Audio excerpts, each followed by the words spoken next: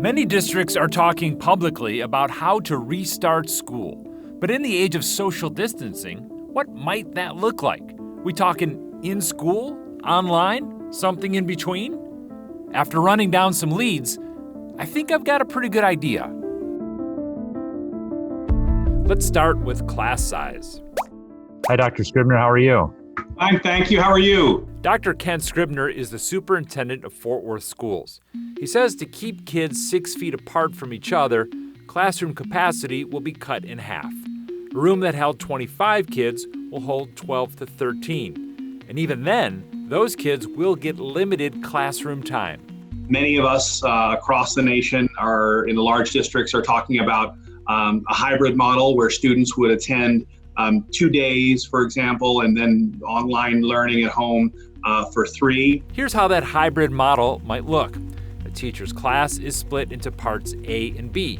The A's report to school on Monday and Tuesday. Wednesday, Thursday, Friday is school online. The B's report on Wednesday and Thursday, online Monday, Tuesday, and Friday.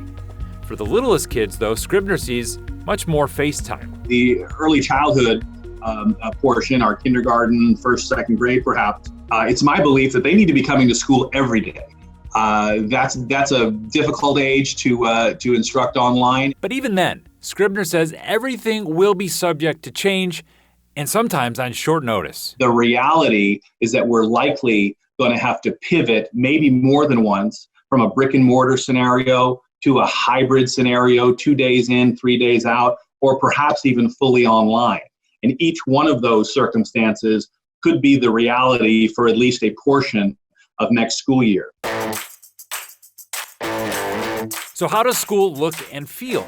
Steve Halsey is the president of Corgan, an architecture firm that works with school districts across North Texas. He says to find more space, elementary classes may have to move to middle school buildings. And after that, you got to get really creative. What other spaces are available in a building to turn into classrooms?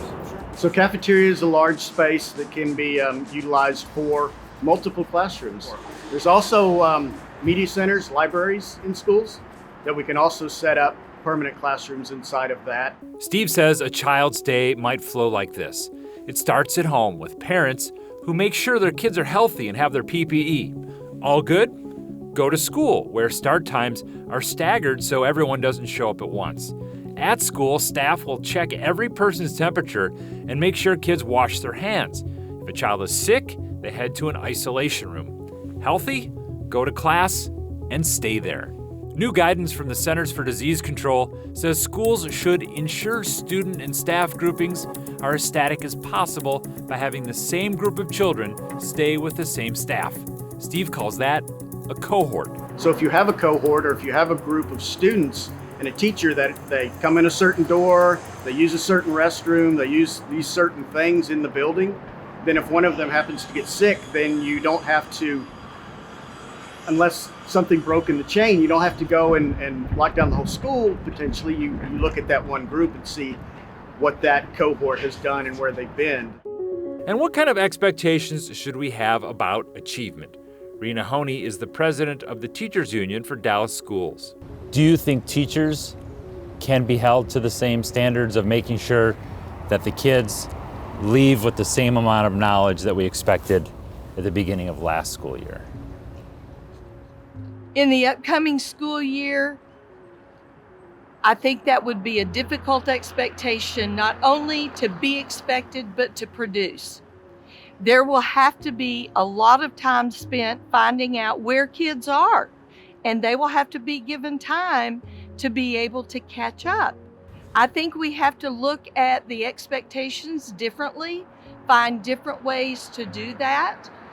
The evaluations, I think all of that has to be looked at, and you have to have the input of those being evaluated to help the administration understand this is reality in our schools. We are in it every single day. And of course, there's the possibility of more school closures and disruptions.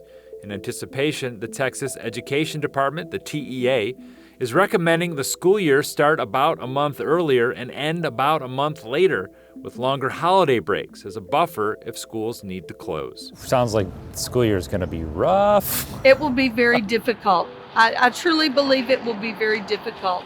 Education has to be flexible. The teachers, the students have to be flexible. For our communities to be productive again, parents and families need the certainty and structure that school provides. What I found is that school administrators are looking for ways to give us some of that structure, but in return, we're gonna have to give them a lot of patience. If you've got something you want verified, send me an email.